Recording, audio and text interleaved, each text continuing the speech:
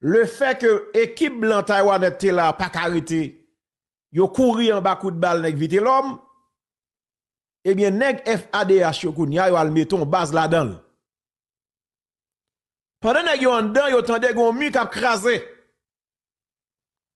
Yo dit gadon qui manque des gars ça monsieur pour gen chef dans espace là pour nèg yo ap krasé mi so kon vite l'homme pas peur bail ça même. Monsieur rivé, li mette bail dans mi académie l'a krasé. Monsieur rivé, li dans pernier, li krason commissariat plaque jodi a, gon jeune demoiselle qui en dans la cali pernier 17 et puis il recevon balle li mab. En dans la cali. C'est dans là où il a passé non belle jeune fille. On jeune dame. Li la li selon sa moun yo rapporté. Li pour balle la li et li pas vive. Le nèg yo tande gon mu k'ap krasé. Et puis nèg yo intervenu pour demander ça qui passé. Et puis rapidement yo rend yo compte que c'est nèg vite l'homme qui a frappé puis nèg yo dit ah n'a frappé monsieur nèg yo pété coup de balle à nèg yo. Gen deux nèg t'a semblé agent FADH yo mette main sou yo. Nèg yo gen temps entrant dedans. Pendant agent FADH a posé la question m'konnen qui est yo yé ça passé ça gagné et puis m'apprendre te gen drone ambassade là qui était sous tête nèg yo k'ap contrôler. Haïti prend un complot. Bye vague. Bye vague. Attendez.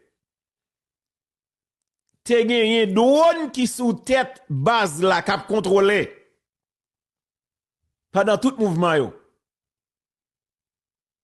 Le nèg la me yo décide kounya pour yo bay nèg yo sa yo mérité selon ça yo rapporté non.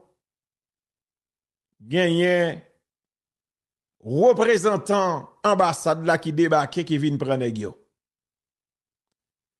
Le nèg la me yo opposé, yo dit non, ça va fait là jodi ya.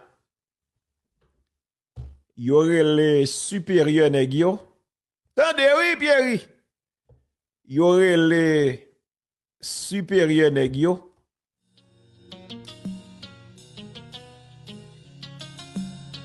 Tendez. Et puis yo dit remettre nèg yo rapide. Selon sa agent FADH yo dit moi, ça fait yo pi mal dans dossier là. Ça qui pi humiliant. Nan boule figure là nèg yo chef. Sécurité ambassade là campé devant soldats yo pour mander bandi yo. Qui côté yo sorti? Nan qui base yo sorti? Nan base crasé barrière. Et puis, yo mette yo dans blende yo à la yo. Pendant policier a tombé, militaire a tombé, na goumen pour pays. Nèg la di m'tete bagala traumatisé. Allez oui. Non